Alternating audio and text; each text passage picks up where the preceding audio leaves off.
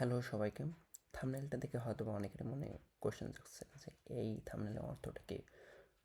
লেখা আছে এখানে আমি 007। আসলে এটার সাথে আমার একটা সম্পর্ক আছে, এটা আমি লাস্টে গিয়ে বলবো, যদিও এটার কিছুটা হিন্ট এখানে দেওয়া আছে। আচ্ছা, শুরু করা যাক। আজকে আমি সেভেনের একটা বিশেষ কোয়ালিটি নিয়ে কথা বলবো, সেটা হচ্ছে কোনো সংখ্যাকে যদি আমি সেভেন দ্বারা ভাগ করতে চাই বা কোনো সংখ্যা সেভেন দ্বারা বিভাজ্য হবে কিনা সেটা বোঝার কোনো উপায় আছে কিনা, কোনো কোনো ইনস্ট্যান্ট শর্ট টেকনিক আছে কিনা, আমি এটা নিয়েই কথা বলবো। তো ধরুন একটা সংখ্যা 154 154 154। তো আমি দেখতে চাই এইটা সেভেন দ্বারা ভাগ করা যায় কিনা বা এই সংখ্যাটাকে সেভেন দ্বারা ভাগ করা যায় কিনা। তো এটা টেস্ট হিসেবে কী করব, আগে প্রসেসটা দেখাই তারপরে বলবো আস্তে আস্তে। তো কী করব, লাস্টে যে ডিজিটটা থাকবে এইটা আর বাকি যে পোর্শনটা আছে এটা আলাদা করে ফেলবো। তাহলে কী লিখবো, এখানে 15 এখানে লিখলাম আর লাস্টের পোর্শনটা আলাদা করে ফেললাম। এখন কী করবো, লাস্টে যে পোর্শনটা থাকবে বা লাস্টে যে ডিজিটটা থাকবে সেটাকে 5 দ্বারা গুণ করব। 5 দ্বারা গুণ করব করে আগে যে ডিজিটগুলো থাকবে সেটার সাথে যোগ করব। তো তাহলে কী হবে দেখুন তো, তাহলে এখানে হবে 15 প্লাস 20, তাহলে এটা হচ্ছে 35। এখন এই 35 যদি সেভেন দ্বারা ভাগ করা যায় তাহলে সংখ্যাটাকেও, এই যে সংখ্যাটা আছে এটাকেও সেভেন দ্বারা ভাগ করা যাবে। তো 35কে সেভেন দ্বারা ভাগ করলে কত হয়, এটা ভাগ করলে 5 হয়। তো এইটা যেহেতু বিভাজ্য হচ্ছে নিঃশেষে, তাই আমি যে মেনলি সংখ্যাটা নিয়েছিলাম সেটা অবশ্যই সেভেন দ্বারা ভাগ করা যাবে। তো আমি এখানে যে কাজটা করলাম এটা as many step as you like করা যাবে। যদি সংখ্যাটা কোনো বড় সংখ্যা হয় তাহলে তো বারবার করতে হবে বা কয়েকবার করতে হবে হয়তো বা। তো এখন আমি সেইটাই দেখাবো। সংখ্যাটা যদি কোনো বড় নাম্বার হয়, মানে নাম্বারটা কোনো বড় নাম্বার হলে তখন আমি কী করব, বললামই তো প্রসেসটা বারবার করা যাবে। তো যদি তাই করি, এখানে একটা সংখ্যা আছে সেটা হচ্ছে 3234। তো দেখুন আগেরটার মতো করে আমি অগ্রসর হব। তো লাস্টের ডিজিটটা কি 4, আর বাকি যে জিনিসগুলো আছে সেটাকে অ্যাজ ইট ইজ লিখে ফেলবো। তো 323 প্লাস 4 × 5। তো এখন যোগ করে তাহলে কী হবে, 323 প্লাস 20, এটা কী হবে 343। এখন এটাকেও আমি আগেরবারের মতো করে ডিল করব। তো লাস্টের যে ডিজিটটাকে আলাদা করে ফেলবো আর বাকিগুলোকে অ্যাজ ইট ইজ। তো কী হবে 34 প্লাস 3 × 5। তো এইটা কী হবে 34 প্লাস 15। তো এটার মানটা কত হবে 49। তো 49কে তো অবশ্যই সেভেন দ্বারা ভাগ করা যায় আর সেটা কত হয় 7। তাহলে যেহেতু এইটাকে সেভেন দ্বারা ভাগ করা যাচ্ছে তাহলে উপরে যে সংখ্যাটা আছে এই সংখ্যাটাকেও অবশ্যই সেভেন দ্বারা ভাগ করা যাবে, সেভেন দ্বারা ভাগ করা যাবে। আচ্ছা, তো আমি তো প্রথমেই বলেছিলাম যে এইখানে দুইটা টেকনিক নিয়ে আমি কথা বলবো বা এখানে দুইটা টেকনিক নিয়ে কথা বলবো। ফার্স্টে যে টেকনিকটা দেখালাম সেইটা একটা, আর এখন অন্য একটা টেকনিক নিয়ে কথা বলবো যেটা দ্বারা এই সেম কাজটা করা যায়, মানে টেস্টটা করা যায় যে আসলে এটা সম্ভব কিনা। তো আবার সংখ্যাটাকে আমি পুনরায় নিলাম, তো সেটা হচ্ছে 154। তো এটাকে আমি আবার আগের মতো করে দুইটা পোর্শনে ভাগ করে ফেলবো, লাস্টের ডিজিট আর বাকি পোর্শনটা। সো এখানে কি হবে 4, এখানে কি 15। তো এখানে সিস্টেমে কী করবো, লাস্টের পোর্শনটাকে 2 দিয়ে গুণ করব, করে এটার সাথে যোগ করব, না ভুল বললাম, এটাকে বিয়োগ করব। তো কী হবে 15 - 8। তো এইটা আমি যেটা পাবো সেটা যদি 7 দ্বারা ভাগ করা যায় তাহলে মেন যে সংখ্যাটা আছে সেটাকে 7 দ্বারা ভাগ করা যাবে। 7কে 7 দ্বারা ভাগ করলে কত হয় 1 হয়, রাইট? সো যেহেতু 1 হয় সেহেতু এইটাকে নিঃশেষে ভাগ করা যাচ্ছে, তাই এইখানে যে সংখ্যাটা ছিল সেটাকে অবশ্যই 7 দ্বারা ভাগ করা যাবে, 7 দ্বারা ভাগ করা যাবে। তো এখন যা বললাম আর কি, যে দুটো টেকনিক দেখালাম সেটা এখানে লেখা আছে।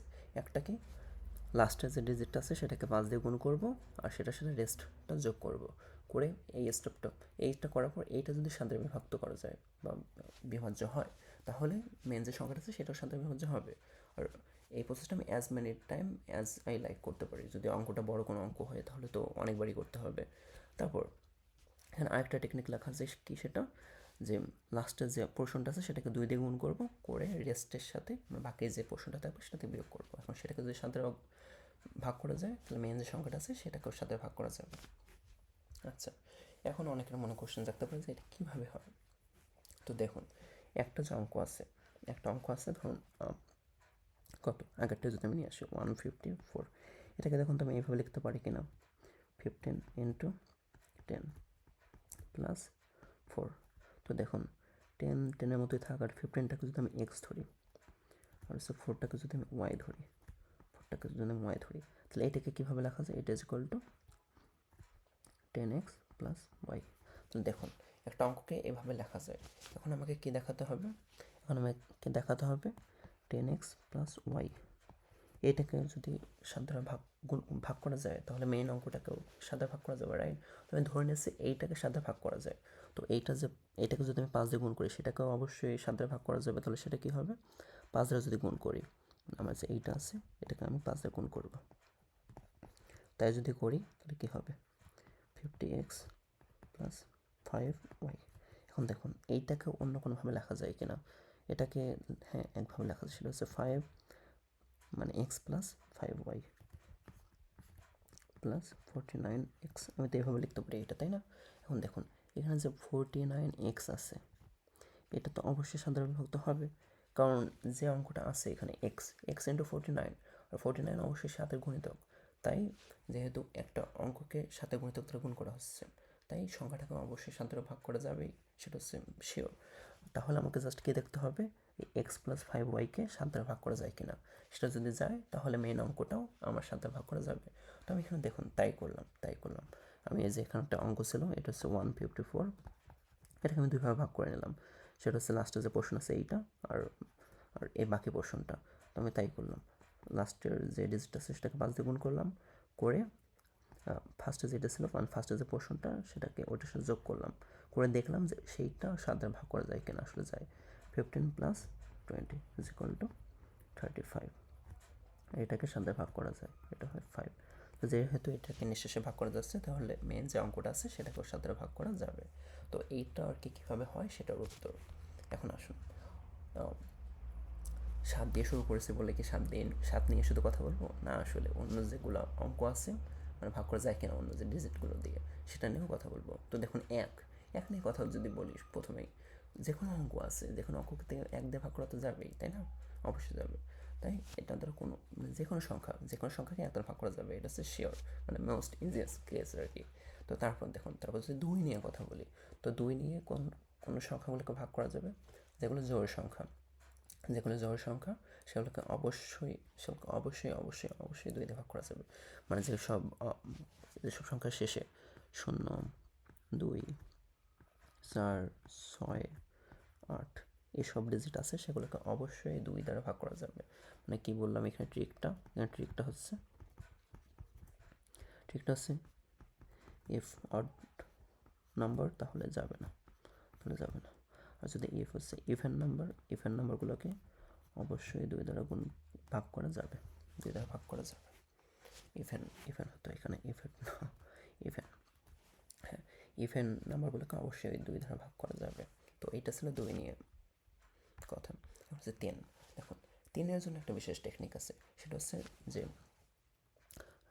ডিজিটের সামগুলো রয়েছে,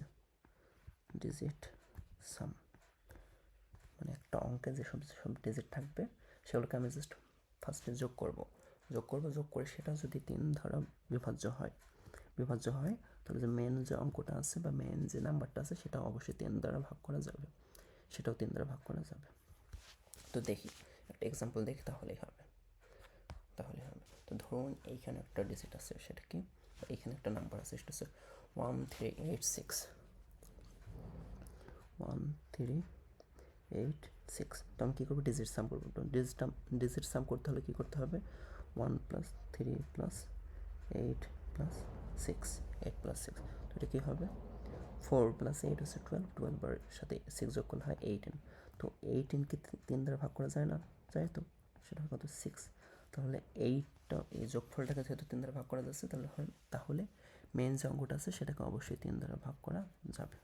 তো এইখানে যে ডিজিটটা আছে, এইখানে যে অঙ্কটা, যে নাম্বারটা আছে সেটাকে 9 দ্বারাও কিন্তু ভাগ করা যাবে। সেটা কীভাবে যাবে সেটা লাস্টে এখন বলবো। তো এখানে একটা হিন্ট দিয়ে রাখি, এই যে যোগফলটা আছে এটাকে যদি 3 দিয়ে 3বার ভাগ করা যায়, তাহলে কিন্তু 9 দিয়ে ভাগ করা যাবে। বা এইটাকে 9 দিয়ে ভাগ করা মানে কি? 3 দিয়ে 2বার ভাগ করা। হ্যাঁ, 3 দিয়ে 2বার ভাগ করা। তো এটাকে যদি 3 দিয়ে 2বার ভাগ করা যায় তাহলেই হবে। আর 3 দিয়ে 2বার ভাগ করা মানে কিন্তু 9 দিয়ে ভাগ করা। তো এটাকে যদি আমি 3 দিয়ে 2বার ভাগ করে ট্রাই করি তাহলে কী হবে? 18 ইন্টু 3 ইজ ইকুয়াল টু কত হয়? 18 ইন্টু 3 ইজ ইকুয়াল টু আমার হয় 9, 6। 18 ইন্টু 3 হয় 6, আর 6টাকে যদি আমি আবার 3 ভাগ করতে চাই তাহলে কত হবে? 2। তাহলে দুইবার ভাগ করা যাচ্ছে, আর দুইবার ভাগ করা মানে কি? 3 ইন্টু 2 ইজ ইকুয়াল টু কত? মানে 3 ইন্টু 3 ইজ ইকুয়াল টু 9। তাহলে 9 দ্বারা মূলত ভাগ করতেছে। তাহলে এখান থেকে বোঝা যায় এই অঙ্কটা 9 দ্বারাও বিভাজ্য। আচ্ছা, এখন যদি 4 দিয়ে আসে, ধরুন কোনো একটা সংখ্যা, যে কোনো একটা সংখ্যার আমি 4 দিয়ে ভাগ করার ক্ষেত্রে কী জাস্ট লক্ষ্য করবো, ধরুন একটা সংখ্যা আছে, সেটা হচ্ছে 1, 8, 8, 6।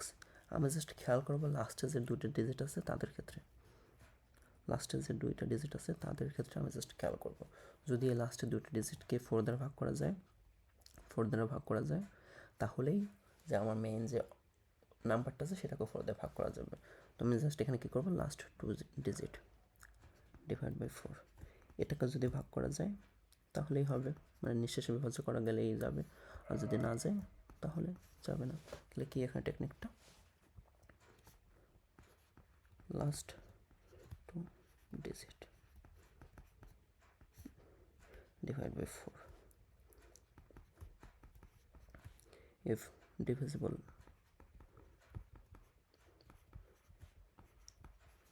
by 4, তাহলে মেন যে সংখ্যাটা আছে সেটাও ডিভিজিবল বাই 4 হবে। আর ইফ নট ডিভিজিবল বাই 4, তাহলে মেন যে সংখ্যাটা আছে সেটাকেও 4 দ্বারা ভাগ করা যাবে না। তো এটা গেল 4। এখানে এখন 5টা ইজিয়েস্ট কেসের মধ্যে অন্যতম, সেটা হচ্ছে কোনো নাম্বারের শেষে যদি 0 বা 5 থাকে, তাহলে মেন যে অঙ্কটা আছে বা মেন যে নাম্বারটা আছে সেটাও অবশ্যই 5 দ্বারা ভাগ করা যাবে। তাহলে এখানে কি, লাস্টে যদি লাস্টে 0 আর 5 থাকে, তাহলেই হবে, তাহলেই হবে, আর যদি না থাকে তাহলে হবে না। এটা ছিল 5 নিয়ে কথা। এখন 6। এখন দেখুন, একটা অঙ্ককে যদি 6 দিয়ে ভাগ করা মানে কি? 6 দিয়ে ভাগ করা মানে হচ্ছে যদি অঙ্কটাকে 2 দ্বারা এবং 3 দ্বারা, এই দুটো দ্বারা ভাগ করা যায় তাহলে তো হবে, কারণ 6 ইজ ইকুয়াল টু কত? 6 হচ্ছে 2 ইন্টু 3। তো কোনো অঙ্ককে যদি একই সাথে 2 দ্বারাও ভাগ করা যায়, 3 দ্বারাও ভাগ করা যায়, তাহলে আমার মেন যে সংখ্যাটা আছে সেটাকে অবশ্যই 6 দ্বারা ভাগ করা যাবে। তাহলে কি করতে হবে, এখানে 2 and 3 divisible by 2 and 3 divisible,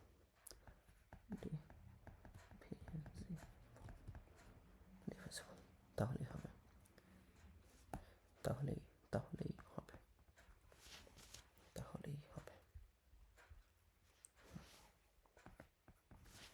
আচ্ছা, এরপর এই যে এখানে একটা এক্সাম্পল নিয়ে কথা বলবো। এখানে কি আছে অঙ্ক দাও, সেটা হচ্ছে 924। তাহলে লিখে ফেলি 924। এখন দেখুন, আমি জাস্ট এখানে কি করব, দুইটা পোর্শনে ভাগ করে নেব। একবার ট্রাই করব 2 দিয়ে, একবার ট্রাই করব 3 দিয়ে। তো এখানে ট্রাই করব 2 দিয়ে, এখানে ট্রাই করব 3 দিয়ে।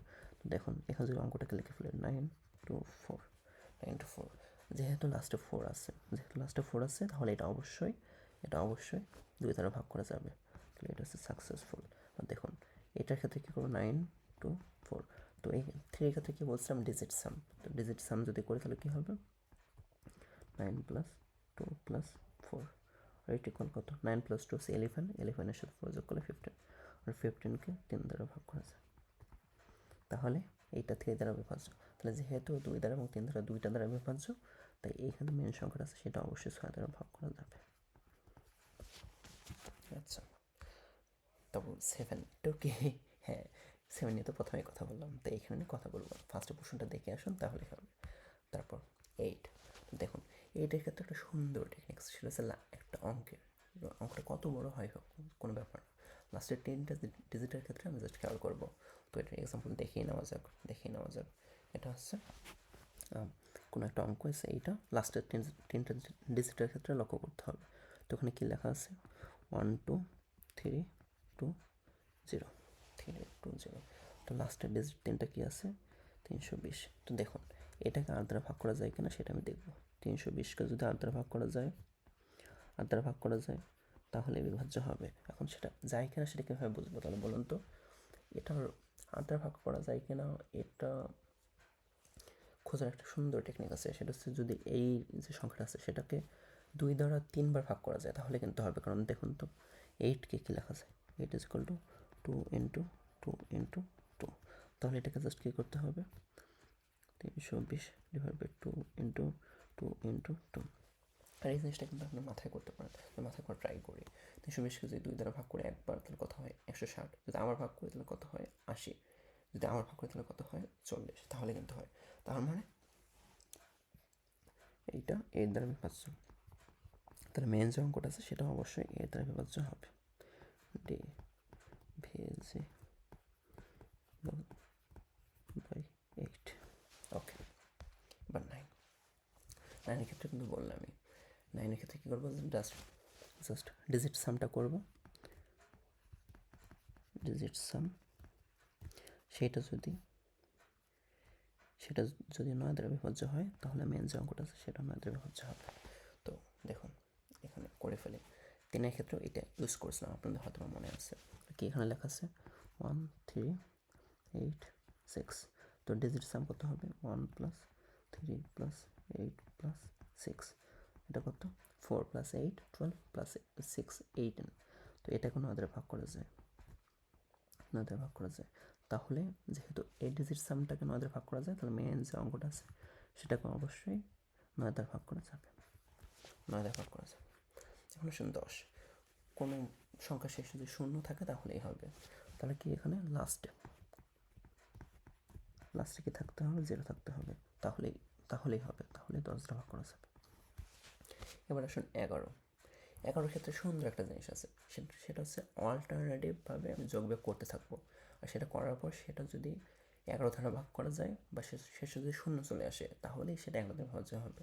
মানে আমি কী বলতে চাইলাম, ধরুন একটা অঙ্ক যদি আমি এভাবে লিখি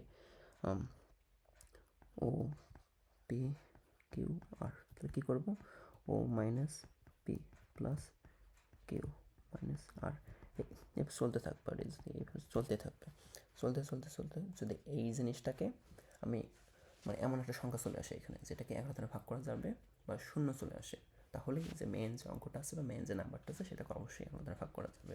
তো আসুন কয়েকটা এক্সাম্পল দেখে নিই। তাহলে এখানে কি সংখ্যাটা দেওয়া আছে, 8470। তো এখানে লিখে ফেললাম অ্যাজ ইট ইজ 8470। এটাকে কী করবো অল্টারনেটিভভাবে যোগবিয়োগ করতে থাকবো, 8 মাইনাস 4 প্লাস 7 মাইনাস 0। তাহলে কী হবে দেখুন তো, 8 থেকে 7 বাদ গেলে থাকে হচ্ছে 4, 4-এর সাথে 7 যোগ করলে হয় 11। তো অবশ্যই 11 দ্বারা ভাগ করা যায়, তাহলে যে মেন যে অঙ্কটা আছে বা মেন যে নাম্বারটা আছে সেটাকেও 11 দ্বারা ভাগ করা যাবে।